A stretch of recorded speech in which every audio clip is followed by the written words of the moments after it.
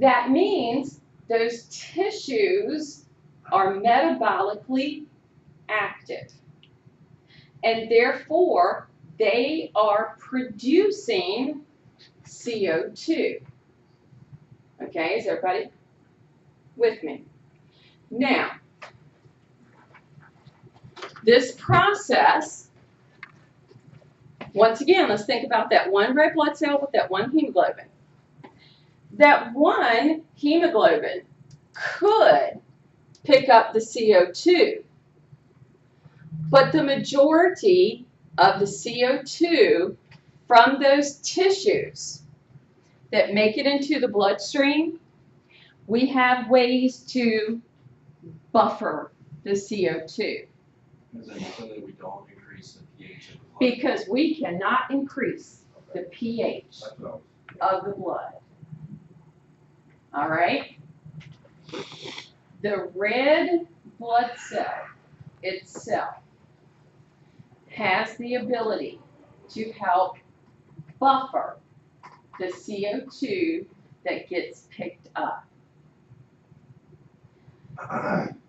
The way that we determine the drop-off at a tissue and the pickup of the CO2 is based upon how metabolically active is the tissue.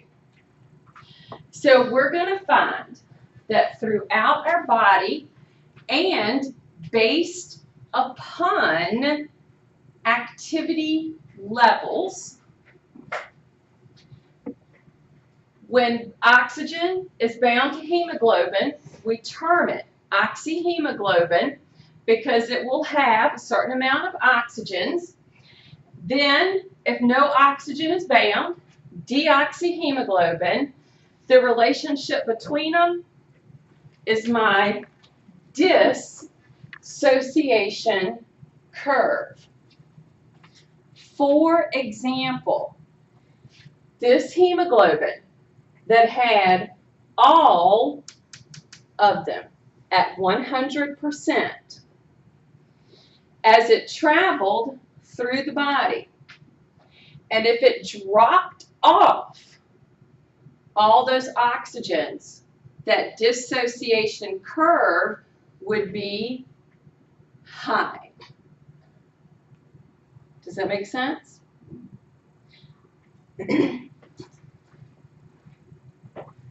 Doesn't mean all of it has to be dropped off. Because the oxygen is going to be dropped off at the tissues based on their need.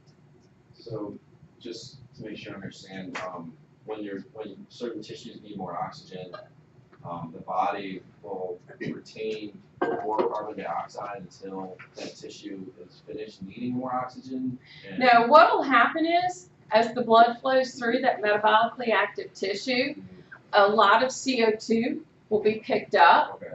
And because we have different receptors, like the chemoreceptors, that, it's pretty quick when it picks it up.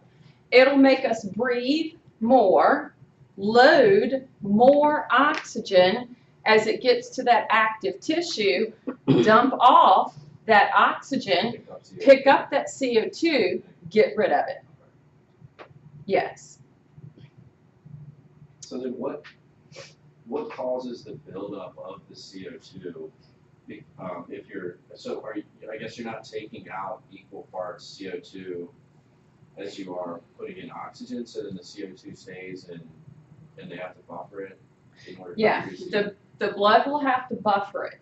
So in other words, if the CO2 picked up is greater than the oxygen being dropped off, then it's going to buffer it. Then it's going to while it's on that heat. Okay.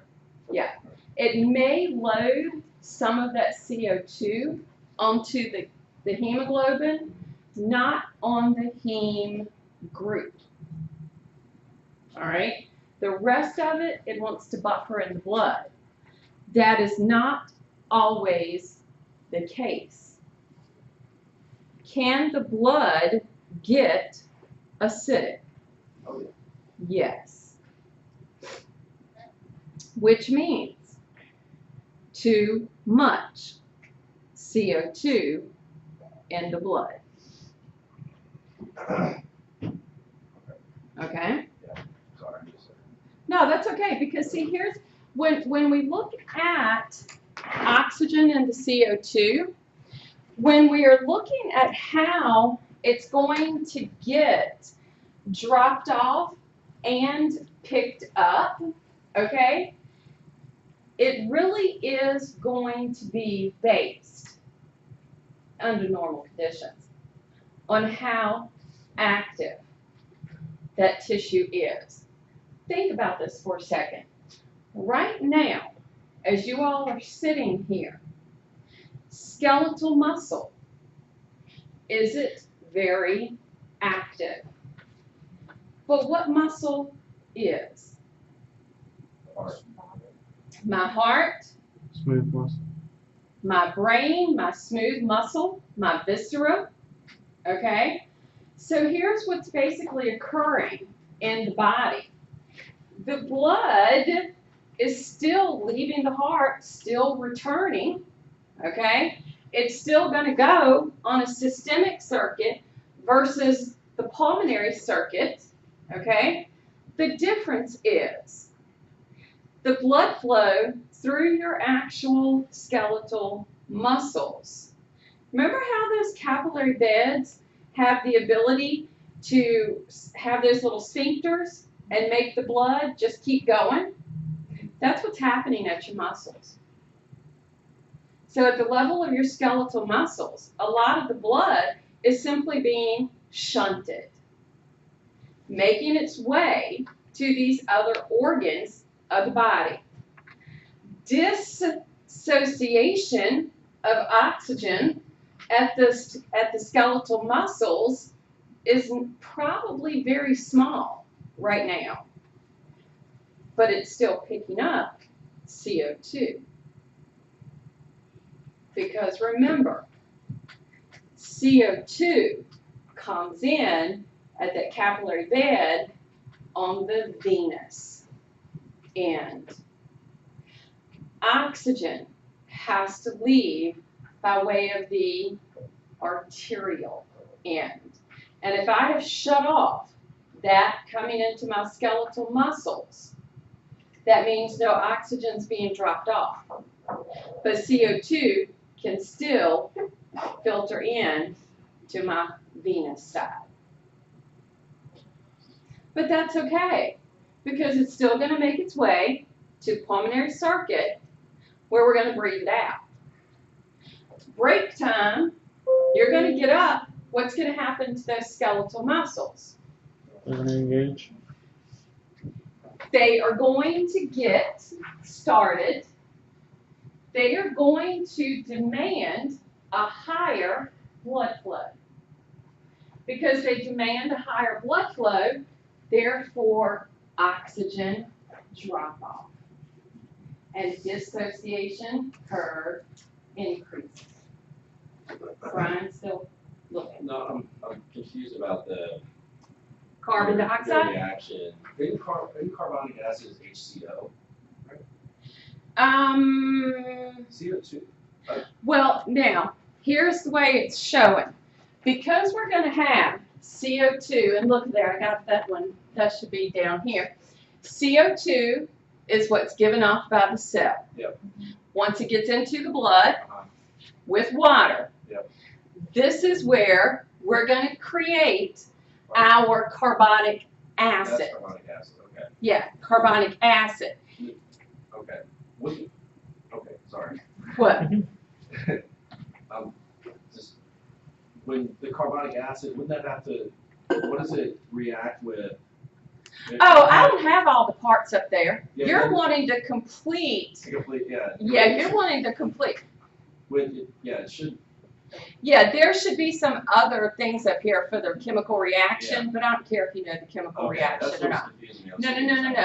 I want you to understand that when carbon dioxide gets into water, Yep. because that's what's getting picked up, Yeah, combined Okay. carbonic acid. that makes carbonic acid, which affects the pH. pH of the blood is what we have to monitor. All right?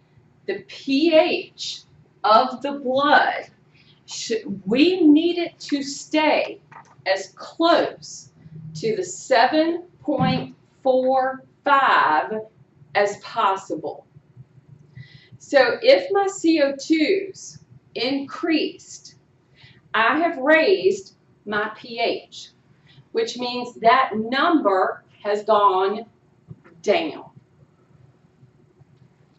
on the pH scale. Correct?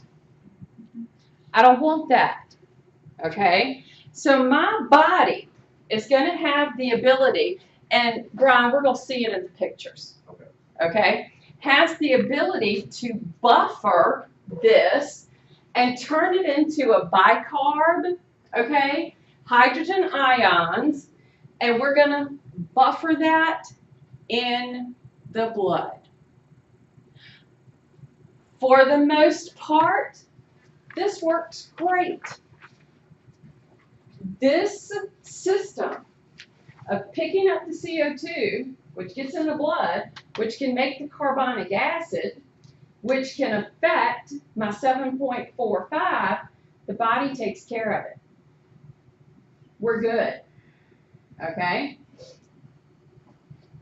So, we simply transport these ions, these bicarb, we simply transport it to the lung, and here at these alveoli, it moves readily into the alveoli from the blood. So my CO2 moves readily because it dissolves in water. It has a very high solubility in water. So that means I'm keeping my pH good, getting rid of the CO2, and not letting the body be toxic. But then, wait a minute. What about my oxygen? Oxygen is not going to dissolve as readily and make it to the blood, because the only way we can carry oxygen is on the hemoglobin. CO2 can be transported in the blood itself. Oxygen can only be transported by way of the hemoglobin. Oxygen does not have to move as readily across as the CO2.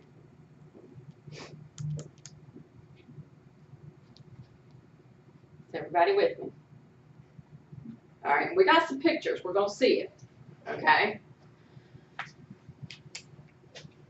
In our cells, do you guys remember cellular respiration?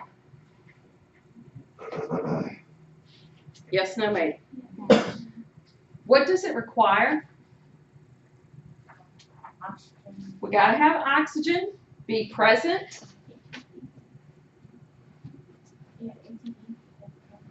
Oxygen in the present. If we have the oxygen go into the mitochondria, we're going to produce our ATPs. The waste is our CO2. That's where it comes from.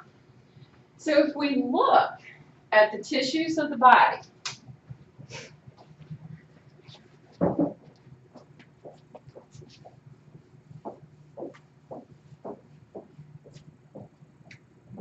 so think about this, okay? Then I have all my cells. All right, then I'm going to have, you know, my capillary beds and so forth. Does everybody remember that? Okay, for my blood flow. Remember, this cell, this cell, this cell, this cell, this cell, if they're all active and if they all have their mitochondria,